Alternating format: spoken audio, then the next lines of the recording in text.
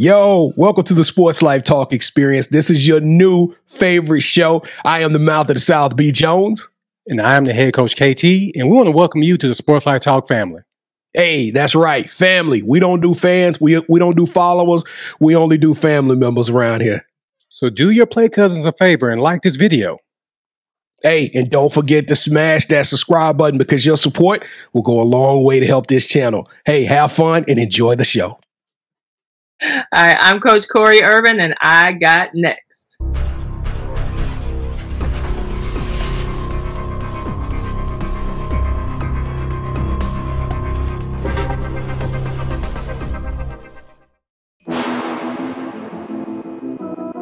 You next up and you ain't been on Sports Like Talk. Like, what are you doing? Hey, you better hit them up. Look, you breaking next and you up next. Kings and queens go hard. Rising star on the big scene, make them know who you are.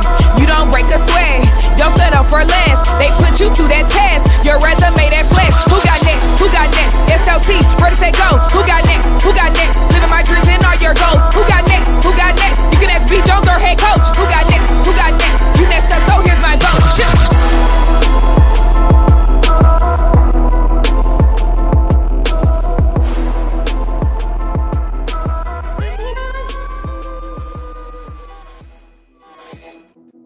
SLT Nation, welcome back to another fire episode of Sports Life Talks. You got next, a platform that gives exposure to the voices of tomorrow. We are talking to some of the dopest coaches, some of the dopest players nationwide who are doing big things and living out big dreams. And oh, wait, we got a special one for y'all today, coming out of Chicago, assistant coach at University of Mississippi State. Stark Vegas, we marooned out today, baby. Let's go. Let's welcome Coach Irvin to the show. How you doing, Coach? I'm doing great. How y'all doing? Oh, I'm excited now. Got you on the show. We SEC through and through, Coach. So you know this is an honor for us. You know we gonna get all the way through this whole SEC before it's all said and done.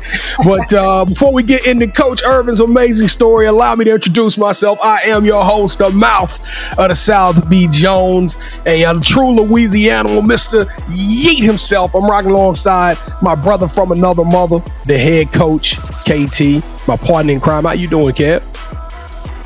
B. Jones, the word for the night is patience. So Coach has been very patient with us tonight. So, you know what, Kevin? It's tech. It's tech. You know what? We can never predict how internets and how computers work. But one thing we can predict is that SLT is going to show up and show out for us every single time. You guys are the best family in the world. That's right, me and Kev. We don't do followers. We don't do fans. We do family members. So on the count of three, if this is your first time joining the show, thank you. But we got to pay the bills. We need you to stick around and become part of our family. On the count of three, in Sports Life Talk tradition, we need you to do two things. Smash that subscribe button and smash that like button so this thing can just go worldwide. Let's change the game, everybody. Here we go. 1, 2, 3. Ooh, welcome to the family. And without further ado, hey, she got a wicked jump shot and she one of the coldest players that never came out of Fresno State. Here we go. Coach Irvin, are you ready for the Sports Life Talk initiation? Yes, I am. Yes, I am. All right, let's get her, KT. All right, Coach, to initiate you into the SLT family, you got to give us your top 5 music artists. Ooh, top 5. 1, Mary J. I got to go with her. Okay. I'd say 2 is Tupac, just because that's, you know, what I grew up listening to, still listen to. 3, Drake. I love Drake. I ain't gonna lie. Anything Drake is on, I'm gonna listen to. 4, I'm gonna go a little bit new. I really like Rod Wave. That's why I listen. All right, okay, Coach. Yeah, I like Rod Wave a lot. And 5 is probably gonna be the surprise. Is Lil Baby. I love his. That'd be probably my top 5. Kevin, Coach Irvin to flip the game on us. Hey, that top 5 was super dope. I ain't never seen nobody hit him with the Mary J and the little baby. You know what I'm saying? I like the wide range. The Drizzy Drake, the Tupac. Okay, Coach. I listen to a lot of different stuff for different moods. Gotcha. So she said Tupac. She said Mary J. She hit some high notes. B. Jones, you rock with LSU. I rock with Florida, right? That's right. But that's not pertinent information for the show. No. I'm just trying to be not so biased. I'm not so biased right now, baby. I'm a bulldog. We're not going to so biased.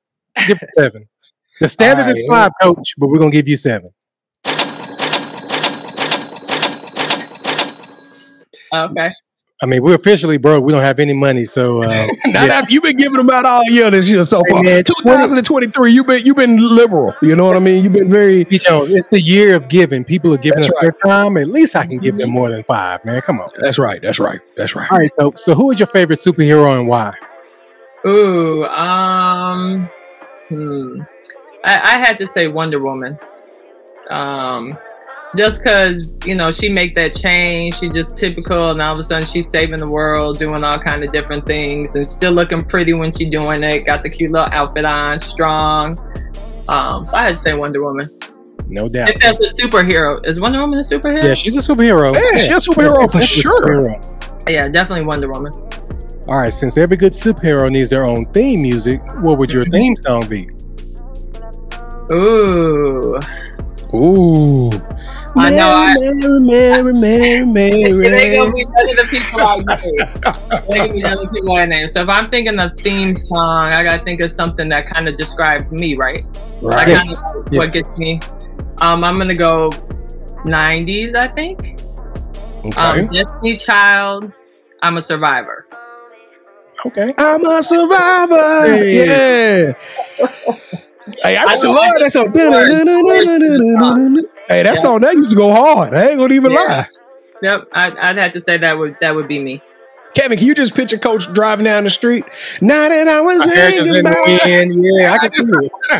Thought that I was broke, but now, And back then when it came out, I had a convertible, so I was driving. You already know. A hair in the wind, I'm telling you. Hair in the wind. All right, Coach, if you could shadow anyone for a week and learn from them, they could be either dead or alive. Who would it be and why? To shadow, it would probably be Michelle Obama. And just for multiple things, just seeing her like shadowing, talking about being a mom, being, a wife, being someone that's like in the spotlight, just seeing what she does on a daily basis, how she's maneuvering a bunch of stuff. Yeah, definitely. I like it, KT. Oh, no doubt. All right, so if you hit that subscribe button or thinking about doing it, please do so and leave us your top 5, your theme song, and your favorite superhero in the comments. On behalf of the SLT Nation, we want to welcome Coach to our family. So B. Jones, please take it away, brother. Shot, Chicago. Let's turn up, man. Hey, I don't know why, Kevin. I love it when we talk to people from Chicago. Chicago, y'all the dopest. They've been showing us so much love over the past 3 years. This is season 3 of SportsLifeTalk. You got next, and Chicago just showed up and showed out for us. So, Coach, welcome to the show. Welcome to the family. And your journey has been crazy. But let's take that thing back to the beginning. Let's start from when you first start dribbling the pill. Tell us, when did you fall in love with basketball? Man, I've been playing basketball like for as long as I can remember. My parents actually had me when they were still in college. And my dad was playing, and he said he had to take me to games because my mom had to work because he was on a scholarship. So I was going to his practices as a baby and everything. So, I mean, I don't remember never not playing. Does that make sense? Yes. Yep. But I started like playing organized basketball in 5th grade. But there weren't any girls that would play back then. It was so different than it is now. Right, right. My dad actually had to start a league at the YMCA for me to play. And there was me, and I dragged my best friend. So it was 2 girls and about 100 boys.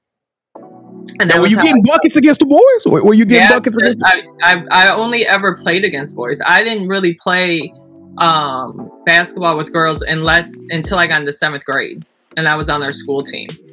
And then any other time, like if it wasn't our practices, I was always playing with guys because we just didn't have enough girls where I grew up that wanted to play. Nobody was playing. So I usually follow this question up because you had a really strong playing career as well. We're going to talk a lot about what you do in coaching, but when I look at some of the things you accomplished, even your playing days at Fresno State, like you was a monster on the court. So when did you kind of realize that you were different than everybody else?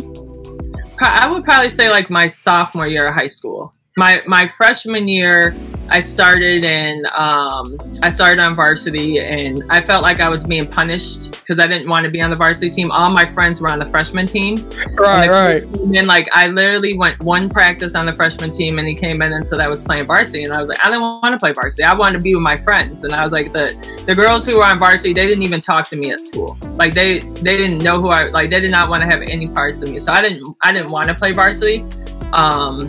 But I had to. And so I'd say between my freshman and sophomore year, I was like, oh, I can probably play this and do something with it. And it helped that my parents told me if I didn't get a basketball scholarship, I wasn't going to college. So I was like, I better figure out something to do with this game. So right. Yeah, probably that in between those 2 years. But it was different then because coaches couldn't be out recruiting like they are now. And so the whole landscape was different. Like I just was playing. We just played to play. Like it wasn't for sure if I could go to college, not go to college. Like I was just playing because I enjoyed it. Now, Coach, I ain't supposed to do this. My mama taught me better, so please forgive me, Cynthia. But can I ask you, how old are you? I actually I almost got it. Look, I got to look at my calculator because I stopped counting when I turned 21. Let me put my calculator out so I don't lie about my age because my kids are going to see it and be like, you're not that old. I like to tell them I'm 21. And like, how can you be 21, but you coach this girl and she's 40? I'm like, what? Okay. See, that's what because you don't look that old, but then you start talking about some of these things back and how recruiting had changed. I'm like, wait a minute now, this she sounds like a throwback. You know what I'm saying? So how old do you think I am? You on your own on that one, B. I'm not answering that. You know, I'm gonna say 21. I'm gonna say 41. Oh, I'm much older than that. Ain't no way. Ain't no way. This year I will be 48. Okay, I wasn't too far. Yeah, I guess I was. I was 7 years. You were out 7 years. You would have got the big giraffe at the fair if I had I'm about to be 50. You're off. I'm closer to 50. Wow. You don't look it though, Coach. Nah, you don't look a day older than 40. So that's super amazing. All right, so what made you're from Chicago. It's cold, it's windy, it's a hooping mecca. Some of the best athletes and basketball players come out of there, but you decide to go to Fresno State. I know, like you talked about back in the 90s, recruiting was totally different, right? You didn't have the huddles, you didn't have the 247s and ESPN rankings and all of that stuff. But how did you end up in Fresno State? All the way out there in California with your convertible. Yeah. So I visited University of Illinois. I visited Big Ten schools, honestly. Illinois, Indiana, and DePaul, Michigan, and Western Michigan actually, because they had a black female coach. So I really wanted to go there till I went there, and then I didn't want to go there at the time. And then I was recruited by UNLV, and I honestly was going to go to UNLV, but the coach got fired. And so then Fresno came in. Fresno actually had 5 players from Illinois that was out there. Okay, so I got you. Once I went out there, it didn't feel so far away. And I went out there in April. So when I went, we were still in our winter jackets and boots. And I went out there and I was in shorts. And I hadn't even got back on the plane 5 minutes, and I told my dad, I'm coming here. He was like, wait, we still got to go visit. No, I'm coming here. I was like, it's hot. It's April. I can be outside. I was like, I'm coming here. I don't care what the school is like. I'm coming here. Wow. So I really wanted just to get an opportunity to get out of the Midwest, try something different. And it's good in college to get away because I'm not paying for it, you know? And I can experience that. And I saw places that I've never been to since college. Because we were in the WAC back then. So it was like Wyoming, and Colorado, and Utah, a bunch of places, you know.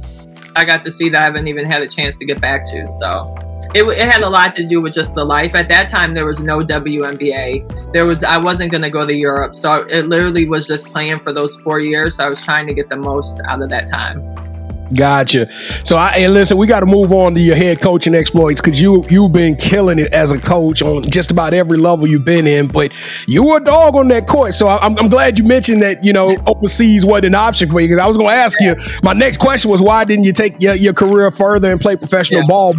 But you finished at Fresno State ranked number 10th in program history in field goals, number 9 in rebounds with 510, number 5 in block shots. So when you say you played with the boys, I mean, like, you brought that type of game, that type of mentality to the courts. And how tall are you, Coach? 6'2". Okay, all right, so you real with it. So she'll give you the business, KT. I'm just telling you right now. I seen Kevin play now. I can finally talk a little trash to him. Kevin, get on here. I got a jump shot. I'm silky with it, B. But nah, you don't want that 6'2" down there. On me, I can tell you that much. Oh, wait. You right, Coach. I'm going to sit this one out. Hey, I'm trying to bait him, Coach. He ain't biting. All right. So now you get that transition. You become a head coach. I can already tell it's tough to get a smile out of you, Coach. Well, I think the players, they have a hard time in Coach in Corry's corner. We're gonna talk about Corry's corner in just a second, Coach. But tell us about that transition from being a all-star player, all conference honorable mention and all of these things to now all of a sudden you're leading ladies and leading teams. Well, I didn't even want to go into coaching. It was my dad who was like, I think you should try it, because I just missed the game. And I was like, I can't handle, I like to have control. And that's when you go from playing to coaching, that's like the hardest thing.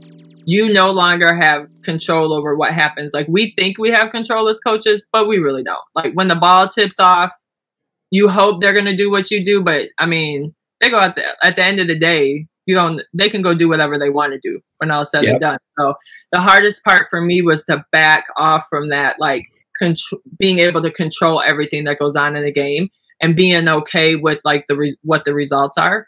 And so at first, like my first couple years, that was hard. It was hard. I was like, oh, why are they doing this? And I told them to do this and they go and do that. And my head's pounding. I'm like going crazy because I'm like, they're not doing what I'm telling them to do. But then I started to kind of embrace that and look at it as like a different challenge. Like, it's a challenge. Like, how can I get you to do what I want you to do? Like, all the time. Am I teaching the right? Am I not? Like, I like that challenge of it. And I just love basketball. I mean, I look at it as like it's a time for me to like get away from life and get away from like what I got to deal with. And it's still the same as a coach to me. I still look at the game like it's an opportunity for me to like just be my sacred ground, like my area where I don't have to worry about anything else. So it took me a couple years to kind of adjust, but I actually enjoy coaching. I like the opportunities that it brings and seeing young women do what they want to do, and even boys, because I coach boys too, but just seeing them reach another level, I enjoy that. Well, we got to talk about Whitney Young right now, Coach, because I don't think we've ever had a head coach that came on this show that had an undefeated season. If they have, we didn't uncover it in our show. We didn't we give exposure to it. But Kevin, have you seen the statistics? 449 career wins, 854% win percentage, 3 Illinois state titles, 1 undefeated season, 12 Chicago City championships. She was a 7-time public school female coach of the year. She set a record for 124 consecutive home wins, 3-time NFHS coach of the year. Like, Coach, I'm talking about 20 years of dominance almost out there in the Chicagoland area. I bet you I'm going to pull the Corry Irvin call when I get out there. I'm like, hey, yo, I know Coach Irvin. So what's cracking? Let me get a couple extra wings.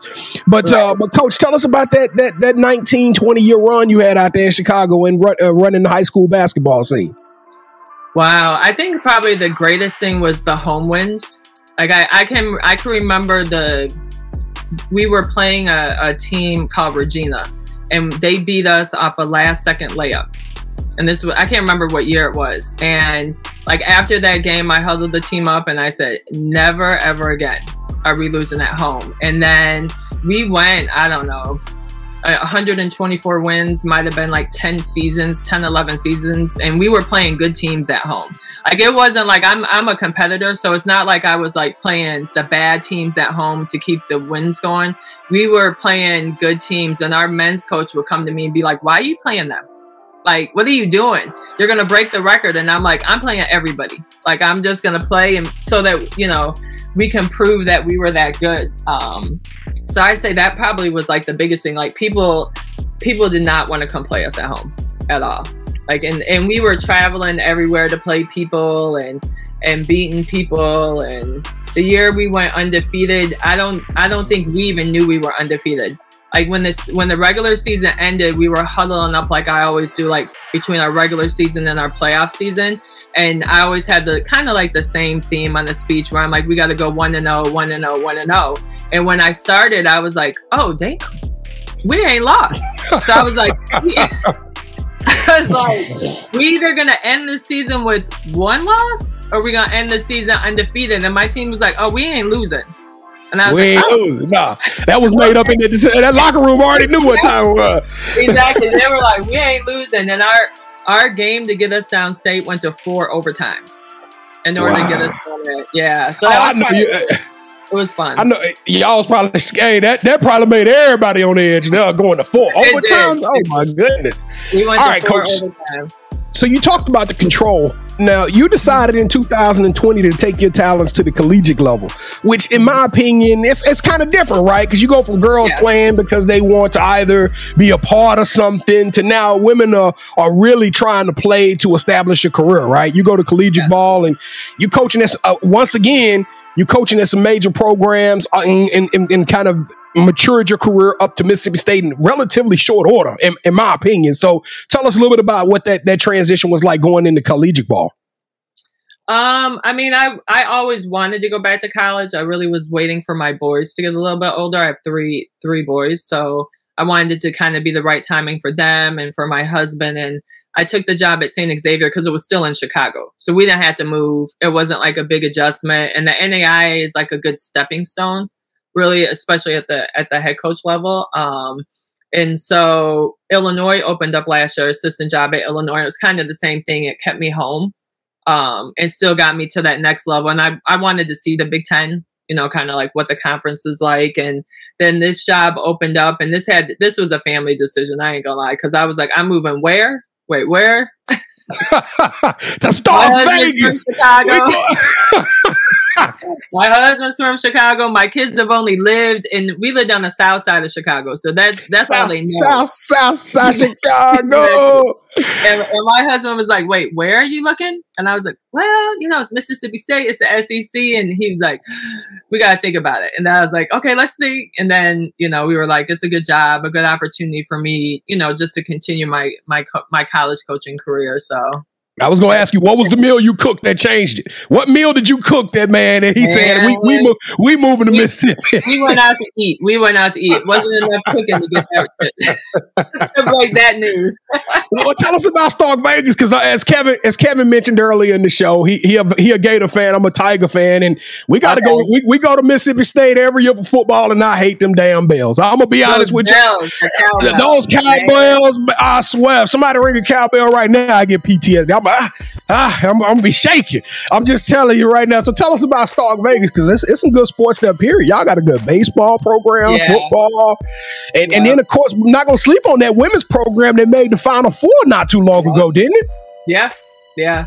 I mean, it's a sports area. So like they come out for the games. Our first football game was the first time I heard the cowbells. I was like, what? My ears were ringing all day long. I was like, they won't go out. The noise won't go out my ears. So I mean, like they come out to games. Like I think we played yesterday. We had about 7,000 people. We're getting 7,000 people on. The students That's are impressive. Yeah, like we're not even in school, and we're getting people at the game. Yeah. So, I mean, they love sports. Football gets a lot, softball, everybody in this area just loves sports. And I think part of it too is there's no professional teams in Mississippi. Yeah, that's right. That's right. Exactly. It's a lot of Pelicans fans out there. It's a lot of Pelicans and Saints fans out there. Yep. So they want to come and watch it. Yeah, I'm running out of time. I know the producer in my ear right now. But just real quickly, tell us about Corry's Corner. So Sam, he was joking around one day. Well, not joking around. He was asking us, do we have any hidden talents? And I was like, well, I write. You know, I've written a lot of stuff and everything. And he's like, oh, well, we're gonna give you we're gonna give you a thing on the website. We're gonna call it Corry's Corner. And I was like, huh? Yeah, every month you just write something. And at first I thought he was playing, and then it got to be the beginning of May, and he was like, when are you writing? And I was like, oh, I'm really writing this. So, oh, you serious, Coach? Yeah, exactly. So I try to just give our fans just a different look, you know, of kind of what's going on and what it's like from our side, basically. So I'm enjoying it. It's kind of fun because I try to, as the months are going on and things we're experiencing, I'm trying to think like, what do the players see? What do we see? What do the fans want to know? So it's been kind of fun. It's different. It gives me a chance to write because I like writing. Well, Coach, I know you love Stark Vegas, but I'm pretty sure the future has some other schools in mind. So I got so much stuff I want to talk to you about, Coach, but we just ran short on time. So can you commit to coming back to yougotnext? Maybe in a year you'll come back. All right, we got it, ladies and gentlemen. So buckle up because we're gonna get part 2 of this. There, we're gonna talk some NIL. We're gonna talk some of the other things that are important to you. But Kevin is my brother. Like I was looking at me and Kevin's journey. Like God put us together, and it's just been amazing. But I got to ruffle his feathers every once in a while, Coach Corry. All right. Okay. He's a Florida Gator fan. Now, I ain't never seen nobody pick up a tiger and play with a tiger in their hands, but I saw the Mississippi State women's basketball team play with alligators. What was it like to handle a gator? Just have it in your hand and just dominate it and just know that there's nothing this gator can do to cause you any pain. Can you just can you tell the family real quickly about that experience? Well, I got too scared to touch it. I don't think I'm messing with no gators. So, I was supposed to, and I was like, I'm good. Your players was fearless, though. They were touching it. They kept trying to hand me. I was like, I'm good. They're like, the mouth was taped. I was like, I don't care. No matter. Open up. No matter. Yeah. No. Because if they catch it, they ain't letting go. That's exactly. Baby gator my butt. That baby. You can keep that baby. All right, Coach. Well, I'm glad you indulged me for making fun of Kevin, because now I get to do something else to him. Coach Corry Irvin, welcome to the championship rounds. This is the part of the show with Kevin and I. We go 1v1, one-on-one, and you are now officially calling all the shots. All right. Okay. So have you ever played a game called Would You Rather before? Yes, I have. All right, so you know the rules. I'm going to pitch a scenario. Kevin will pitch a scenario. You select one of those scenarios. Whichever one you select, that host gains a point. The first host to get 2 points, or the best out of 3, will win this episode's game of championship rounds. And it saddens me to say Kevin is the defending champion. I lost my belt on some controversy, but it's all good. It's all good. Okay. Oh, Kevin, you thinking like because I could have swore you won the Las Vegas Aces coaches. She was first. The second was Yep, I know you're talking about. Yeah, so you're the defending champion. Yes, unfortunately. Coach, you see that energy level just go on? I felt my blood rush. I felt my blood rushing all the way through it. All right, here we go. Round number 1. Coach, would you rather have the Corry Irvin Award named after you, which is going to be given to a young lady out of the south side of Chicago, helping them to get the money and the necessary things they need to support a coaching career, following in your footsteps, or is there anything else you want to add to that, B. Jones? Good grief. All right, would you rather have a shoe made by Nike named after you and the proceeds go to multiple basketball scholarships in your name? I got to go with the first one. I know you do, Coach. I know you do. Coach. Corry. I'm sorry. Man, I wish I had me a cowbell right now. I'd just be ringing it. When you get round 2, get the round 2. All right, round number 2, Coach. Okay. Would you rather host your own YouTube instructional basketball series where you get to interview professional athletes playing one-on-one, kind of hanging out with them and interviewing them in the gym that you grew up in, or host your own cooking show where you travel the world interviewing athletes and celebrities as they take you to their favorite places to eat in their hometowns, and you don't have to do the cooking, somebody's cooking for you? Oh, definitely cooking show. Easy. Easy, easy, easy. Easy. You gotta stop doing that. No, ma'am. No, ma'am. You was kicking it with Don Staley just 10 minutes ago, man. I like to eat and cook. I hear you, Coach. All right. Last round. Let's go. All right. So, would you rather fast forward 10 years and now you're an established head coach, but you have your own coaching tree full of coaches throughout college and the WNBA, or you get to travel back in time? Not now, knowing all of these great tidbits, tricks, and tips, and how you've grown, and get the opportunity to sit down with your younger self and give yourself some advice that could change your career. Ooh, can it be a tie? No, Coach, I don't like him that much. No, we don't tie. No. Okay, so I kind of live my life going forward. So I'm probably going to have to go 10 years ahead. Missed all them great years of basketball. But I, man, that was a tough one. That was a tough one. That was a you made the right decision. Thank you so much. Thanks to you, I got the championship. I got the belt back. So that's good. Oh man, B, you see it? I see it, man. Oh no, look at it. Look at. There you go. I see it, bro. Coach, I could have did this without you. You made the right choices. I really appreciate you. That's why I left a ketchup stain on it.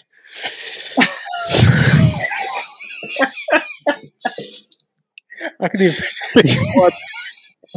I'll get the ketchup. I'll get it out. All right, Coach. The title of the show is You Got Next. Your career has just been crazy. It's been nobody would have known you was 50 years if you wouldn't have told us, or 48. Let me make sure I say it correctly. Right. Don't get it. 48 years. I mean, but she said she's close to 50. So, but you've accomplished a lot in that short amount of time, on the court, off the court. But we got to know, what does the future hold for you, Coach? I mean, I'm trying to get back to being a head coach, obviously at the D1 level. I mean, I'm not going to, say that's not what I'm striving for, just waiting for the best opportunity for me. And in the meantime, I'm going to be where my feet are. So I'm here trying to make us the best team we can be. When you get your coaching job, your head coaching job, do you want us to come to your first season game, or do you want us to come to a second season? Because I'm coming. We coming regardless to come rock with you. All right, we coming first season. As soon as you get that job, I don't know, Kev, we might end up at Stark Vegas. That ain't too far. No, I was gonna say, yeah, man, we can make that drive this weekend if we had to. So yeah, we might come out there. We might come out there and hang out with you, Coach. All right. Yeah, we got to look at that schedule, B. Jones. For sure. We go to LSU this year, so we ain't that far, are we? When is that going? We'll talk about that off there. We'll talk about that off there. Okay. All right, Coach. So do you have any shout outs you want to give? Obviously, definitely my husband, Matt, my 3 kids, Matt, Corey, and McCoy, they put up with a lot of stuff being with me, and my family back in Chicago. I got a huge family, so all of them. Coach Page, the other assistant coach at Mississippi State, who's keeping me grounded right now. And then probably all my former players. How I've coached a lot of players. I kind of love watching where they are, seeing them all grown up. Some of their kids are older than my kids, but it's good that we have kids. We have a different way we can communicate now. Things we could talk about. So yeah, I'd say that's about it. Kevin, that's kind of how I feel about You Got Next. You know what I'm saying? The people come on, they interview with us. We got a kid that's playing in the national championship game tonight that we support and rooting for. I know exactly what you mean, Coach. So we're going to be watching you now. Now you family. Now we're going to be like, look at Coach blossoming. Look at our auntie. That's our sister, B. Jones. Our sister Irvin. But she can slap you when she see you. I can't wait to see that. I hope I get a hug bigger than yours. Come on, man. Let's go. I won the championship, so no, you won't. All right, Coach. So this is the part of the show where you get a chance to call the person that you think should have next. Tell them, hey, I got a chance to rock with B. Jones and KT. I told them my story. I want y'all to do the same thing. With that said, Coach, who are you giving your game ball to? Oh, I think I'm going to give my game ball to Debrisha Poe, one of the players on our team. She's from Meridian, Mississippi. Okay. Best freshman in the SEC, wants to be a journalist, wants to be doing some of the stuff you guys are doing. So I give it to her. All right, Miss Poe, you are officially on the clock. We're going to be reaching out to you. Coach said after practice, after you get finished running them lines, you're going to get on Sports Life Talk and you're going to talk with the fellas. So we looking forward to you. But Coach Corry Irvin, you are setting the bar. You're setting the standard. You're a warrior. You're a trailblazer. You are truly unique and one of a kind. And you got next. Sports Life Talk Nation. Man, I love this show. I love y'all. I love doing this every day in and day out, working hard to bring you guys some real quality content and expose some of these amazing stories. Listen, if you didn't like and subscribe at the beginning of the show, please do so now. But I'm going to ask you to do one more thing. Share this episode. Share this story. Send this to somebody else so we can keep this amazing energy going. 2003 is already 2023. Woo, if it was 2003, we'd be in trouble, fam. Hey, 2023 has already kicked off in amazing fashion. And we're so excited for you to be a part of this journey and rocking alongside of us. If you do want to hang out with Kevin and I, please come hang out with us. We go live every Wednesday night at 8:00 p.m. Central Standard Time. We stream on YouTube, so smash the subscribe button, hit the bell notification, come hang out. You can slide in like the chats. I'm telling y'all, it's a sports, life, and conversation type show. So it's not just all X's and O's and stuff like that. We talk about pop culture and all kind of stuff. So I don't know, Kevin. I'm seething over here underneath this. I'm about, because I lost championship rounds, but I'm gonna let you close this thing out, champ. What am I missing? But even when you lose, man, you won because we got a new sister in the family, B. Jones. And she say she can cook, Kev. Yep. And she can get buckets. Thank you so much, Coach, for rocking with us. We really appreciate it. And we're not playing. We're coming. Yeah, we coming. Stay game. We're coming. Oh, we're man, here we go. Yeah, I got to come against LSU for real. Gotcha. I appreciate it. Hey, Coach. I'm a survivor. I'm not gonna give up. I'm not gonna stop. I'ma go harder. Sports Life Talk Nation, we love y'all. Stay safe, be blessed, respect each other, and love one another like my grandmama used to always say. Listen, keep dreaming big, because you never know. Your story may be the next one featured on Sports Life Talks. You got next. Yeet. See what's crazy is I knew you had next, because you always working, you always grinding, you're in your bag because you're always working. Like in due time, I knew you got next. Oh, you did it, huh? Crack the code. You got next, you smashing goals. You want next, you need exposure. Well, Sports Life Talk got the baddest show, like the baddest in the room. Podcast to tune into just for you to talk your shit. Talk your mushroom. You are what you eat and you should consume. Sports Life Talk from the late night to the afternoon, then rest repeat. Hit the like, leave a comment, or subscribe so you don't miss a beat. You got next, it's a small taste of a winning meal from a chef type of celebrity. What's up next is you, at least you better be. Yeah, you got next, yeah. I can feel it, you're a winner just like me. You got next, and what comes next? Tune in next time and you'll see. Cause if you got next, yeah, if you got next, if you got next, then you're just like me. If you got next, if you got next, yeah, if you got next, then you know where to be. I'm talking Sports Life, talking this. Yeah, yeah, yeah.